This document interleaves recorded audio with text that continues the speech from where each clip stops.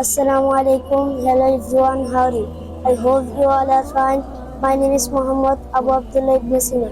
You can call me Ibn Sina because this is my nickname. I'm 9 years old. I was born in Bhaluka.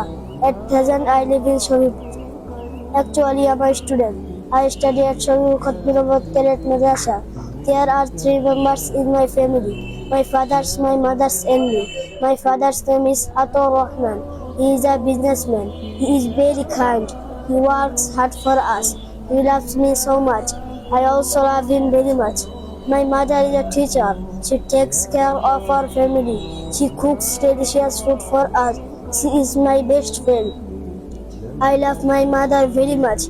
Now I would like to talk about my likes and dislikes.